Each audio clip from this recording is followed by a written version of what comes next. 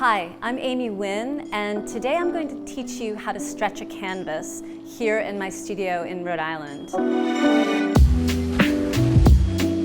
Now you might be wondering, why would I want to stretch my own canvas? I can just go to the art store and buy one pre-stretched.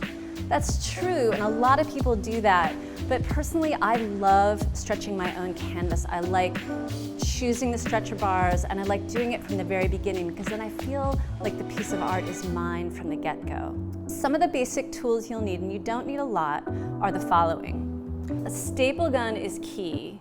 A staple gun, and also always wanting to have some extra staples to put into the gun. This is what you call canvas pliers. They help pull the canvas taut over the stretcher bars. A simple 2 or 3 inch gesso brush. This is a natural bristle brush. A hammer, a pair of scissors, some fine grain sandpaper, gesso, which we'll talk about, and a spray bottle.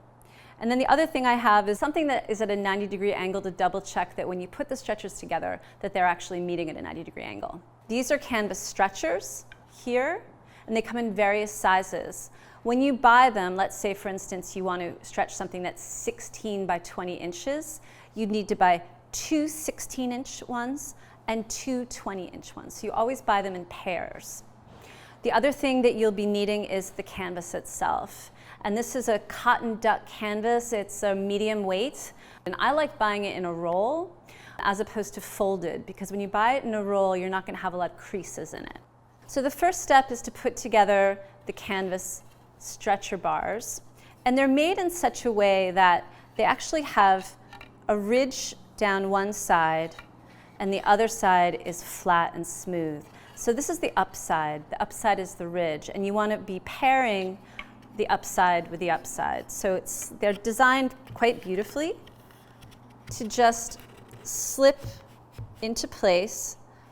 So initially I put them together by hand, but ultimately I use a hammer to help me really get them into place. I don't want to tap on the front edge because that can make a little dent.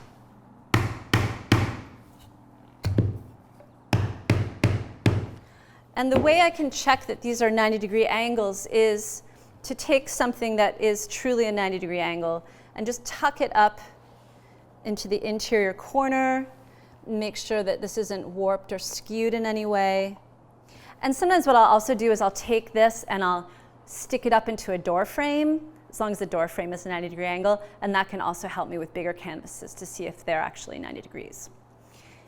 You're going to end up cutting your canvas to a size that's about 4 inches larger on each side, because you need an allowance to stretch the canvas around the stretchers.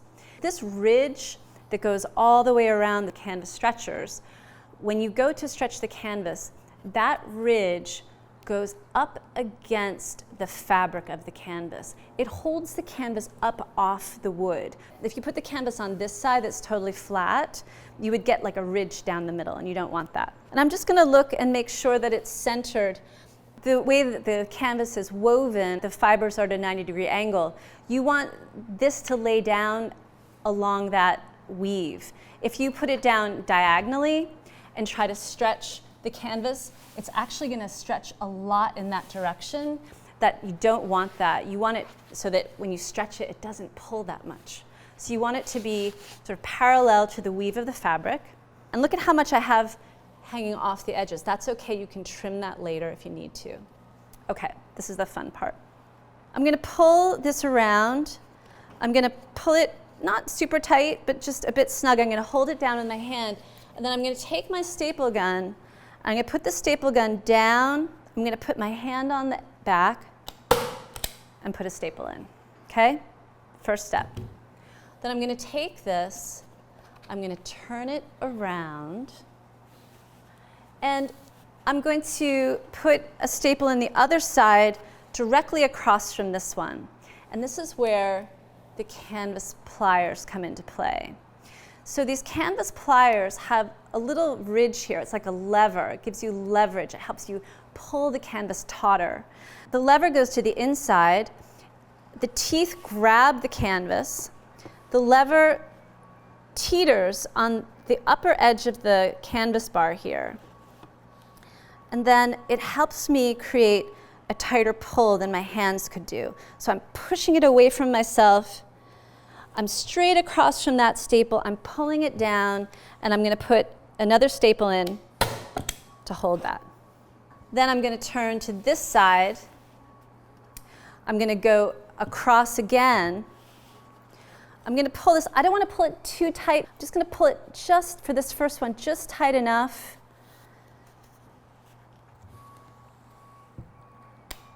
Put a staple in, and then I'll use the pliers.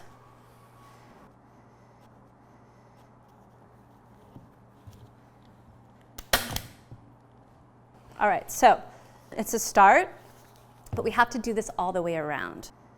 So I'm going to start by going across, across, across, and building it out until I get to the corners.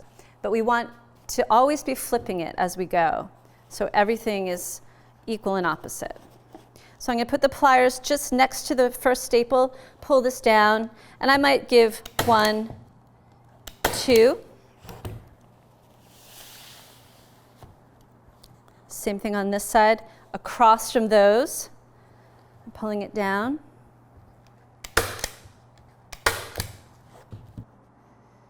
You can see how I'm constantly turning and looking at what I just did, coming to the other side and doing an equal and opposite pull and attachment. So as you can see, we've stapled all the way up to the corners on all 4 sides. And so now it's time to make the corners. So right now I'm just assessing how much fabric I have. I feel like there's a little bit extra here, so I'm just going to quickly just trim this side. It'll just make the corner fold a little bit easier.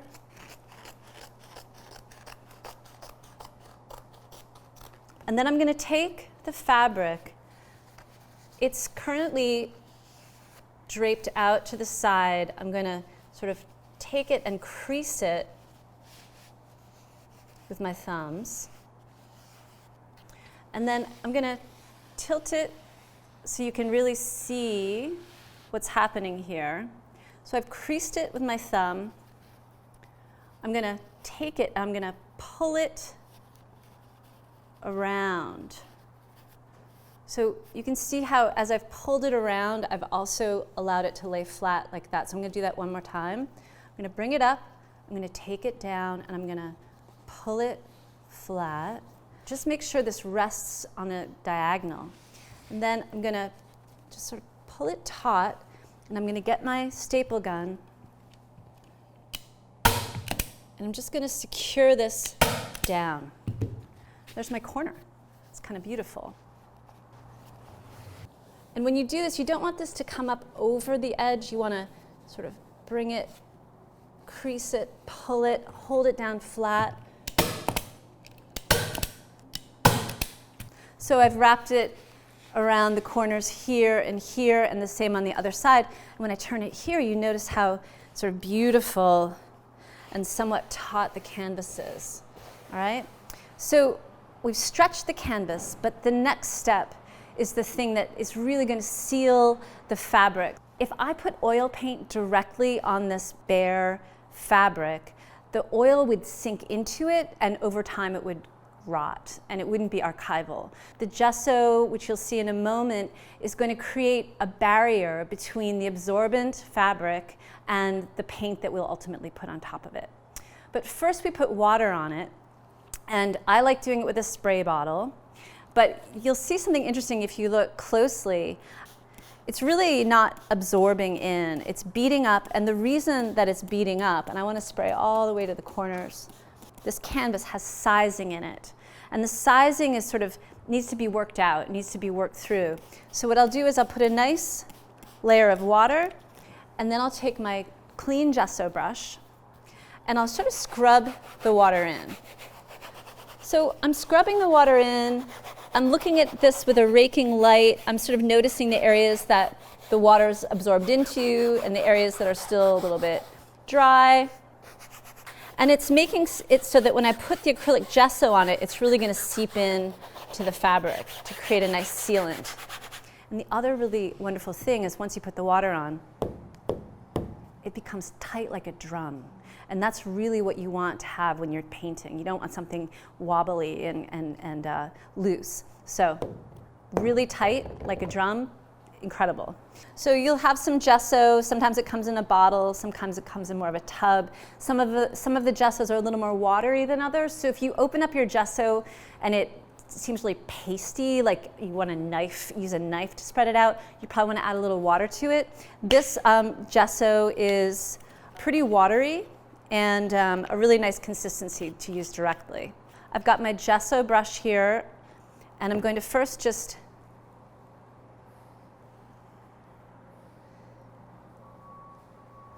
an abstract painting. But I'm going to start to smooth it out. You sort of want to work from the middle out to the edge, and you want to have a sort of even coating of this gesso. I've got a fair amount on here, which I'm glad, because I want to come down and I also want to paint the sides. It's okay that we didn't spray the sides with water. And sometimes as you're working, you'll get like a little bit of a piece of the paintbrush or a little bit of something on the surface. That's not a huge deal. Just pick it up. And once it's completely dry, you can sand it with a light sandpaper. You'll feel a bit of a tooth to the top of the canvas after that first layer dries. Sand it down, put another layer of gesso, let it dry, sand that down, and then a third coat on. Same way, let it dry and sand it. And then you'll be pretty much ready to paint with almost any medium on your canvas. So stretching a canvas yourself is very satisfying. It's something that I really encourage you to try and not be intimidated by. It takes a bit of practice, but it's so satisfying once you do it yourself, and I think you'll find that your painting process will be enriched by that. Thanks for joining me.